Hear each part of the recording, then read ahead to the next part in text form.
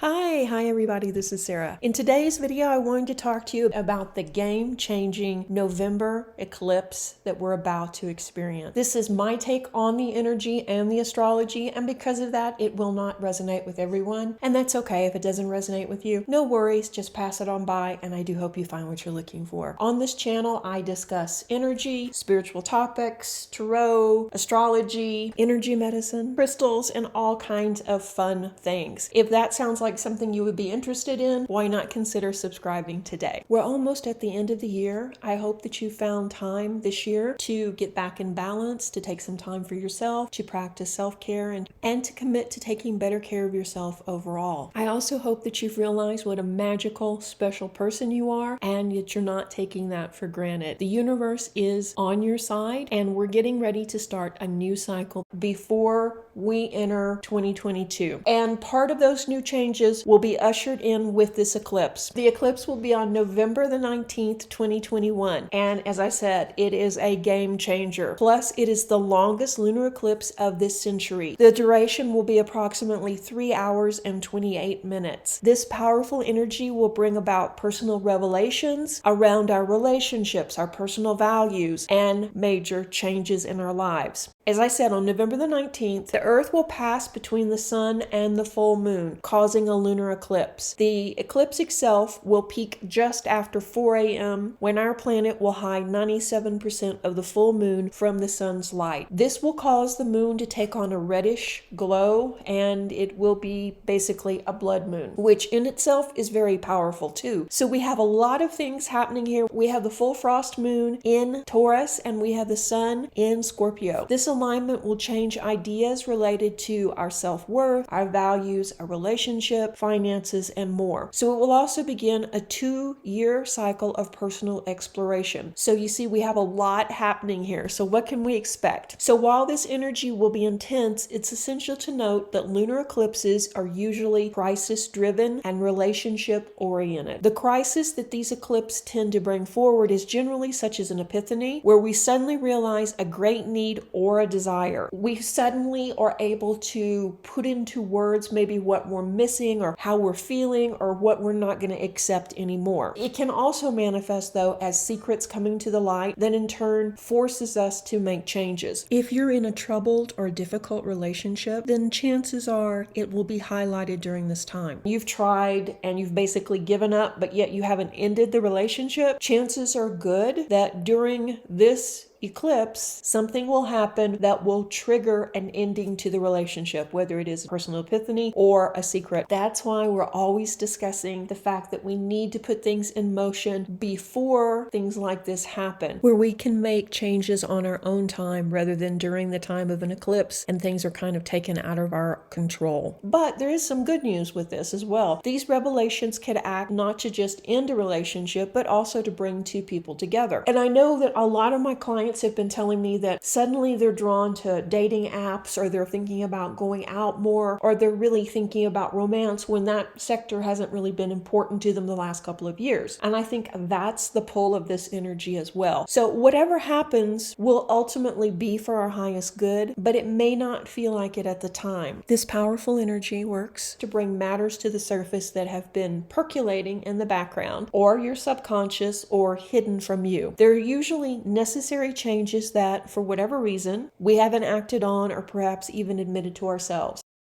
Let's say your career is not going anywhere. You don't like the company you work for, you don't like your coworkers, you feel unsupported, and you really need to find another job, but you haven't sent out the resumes and you haven't really started actively searching. This may force that to happen. With the Taurus-Scorpio axis involved, this lunar eclipse presses us to look more closely at our desires, our unmet needs, and our wants concerning the balance between Taurus-ruled and Scorpio-ruled areas of our life. Taurus rules our values, our earthly comfort and stability. Scorpio rules desires, profound mysteries, death, rebirth, and transformation. If you know you need to make a change, but you're stalling, something may push you into making this change. The moon in Taurus wants us to find emotional fulfillment through life's simple, tangible things. The Scorpio sun has us focused on life's complexities. Suddenly we're thinking deep thoughts, not just about our own desires, but life's mysteries. And all these things ultimately relate back to our relationships. So you can see it's all interconnected in this huge new cycle. So who will be affected the most? Everyone will be impacted by this eclipse, though some charts will be much more intense than others. The last time we had an eclipse like this was in November of 2012 and in October of 2014. So pull out those journals, pull out your calendar, go back and read what you were facing or what you were going through during that time. And there will be a big lesson. Most of us don't really remember what we were doing a decade ago. And I get that. So I'm saying pull out those journals. Also ask yourself, are you where you thought you would be when you looked at your life and dreamed about the future in 2012? Is this what you expected? And of course, nobody expected the virus. No, of course not. But did you think that you would be living in the town you're living in, or working for the company you're working for, or in the relationship that you're in? And if not, what could you do to get back on track? There is some good news that this energy will bring forward our psychic abilities. So if you've already been starting to have kind of intuitive dreams, or that your intuition has been spot on lately, that's part of this energy coming together as well. The next year and a half are going to be wild, I'm not going to lie. If your lunar nodes are in Taurus or Scorpio, buckle up. Yeah. By 2023 though, everything will be different. And everything should be much better in 2023. As I've talked about in some of the other videos, our energy is building towards 2024 when it starts plateauing. But we're on the upside of this. While we're maybe not happy with the way things are turning out, they are improving. And next year will be a big improvement. 2023 will be a big improvement. And then, like I say, we're plateauing in 2024. That's why it's really important that if you're thinking about moving or changing jobs or whatever, you do it way before 2024, because likely you're going to be stuck where you are at 2024 for about 5 years, if not longer. So if you're where you want to be, great. But if you're not there, now is the time to get busy. And that's part of the energy that comes with this eclipse. It's getting us back on track, like it or not.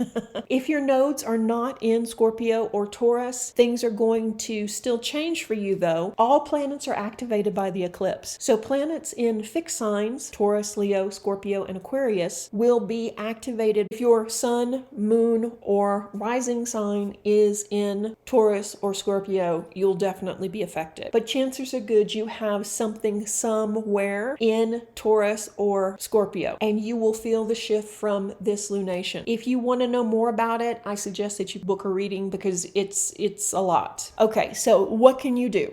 Physically, you can clean out your relationship clutter. Throw out old love letters from exes. Throw out those photos. I mean, if you want to copy them into your computer, fine, but get rid of the paper. And then ask yourself, though, why are you holding on to them? If this is a relationship that ended, why are you holding on to mementos and love letters and things like that? What energy do you feel when you look at these things? And do you look at them? Or do you just have them, squirreled away like in a box or something? And by holding on to those mementos, you may be in fact stuck. Have you noticed that you seem to be dating the same people or having the same type of relationship problems over and over? This could be a contributing factor. Once you clear it out, you make way for new energy and new love to come in. This is also a great time to write letters. Put your favorite essential oil on, get quiet, put on some relaxing music, get in the zone, and write a heartfelt letter. If you're still, say, angry over a breakup or feeling hurt over something that happened with the relationship,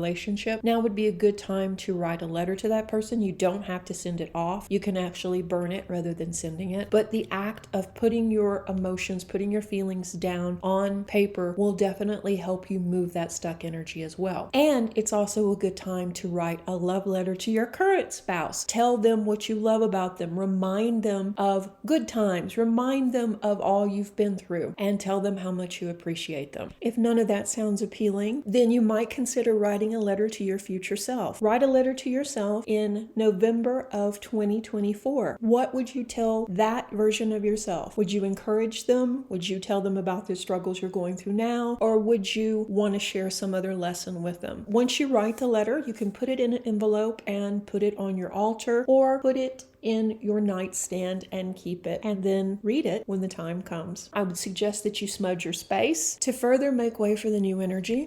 Meditate with crystals. Scorpio-friendly stones like amethyst, smoky quartz, obsidian, yellow topaz, or citrine are all recommended for this time, and also have an energy session. This is a confusing and volatile time. If you feel you're already struggling to balance your relationship energy, I would suggest that you book an energy balancing session or a personal reading to get that insight to move forward. I'm actually offering a special to help you isolate and remove energy blocks associated with relationships. Our long session is on offer for $111, and we'll meet online and clear out relationship issues. If this is something that you're interested in, I'll put a link below, or you can email me. Here's my email address, and I'll send you a link to my calendar, and I'll get you booked in. It's going to be an interesting time. Endings are never easy, even if we want them to happen. But remember, everything is cyclic. One cycle begins when we're on the edge of a new beginning, and that's where we are. But know you've got this. This is all happening at the right time for your soul's evolution, for your own personal growth. When we pull out the journals in 2023 and look back on this time, we'll see that the decisions that you made today cleared the way for better things to come in. If you're in a relationship that's struggling but you wish to save it, there are some things that you can do with that too. Communication is going to be key, getting all the secrets out and being there with the other person, showing up, being present, listening. But it takes two people, so both of you need to be committed to the relationship. That's a lot, I know. And I don't want it to be all doom and gloom, because it's not really. A lot of my clients have already started this process and are doing great now. And if you too have been doing the work, then this will be a much easier time for you. While you'll still feel this, it shouldn't be as crisis oriented either. So anyway, I hope you found this little mini reading helpful. If you did, let me know. Be sure and give it a like, and let me know in the comments section below where you are on this journey and what your sign is. I will speak to you soon. Reiki blessings. Bye-bye.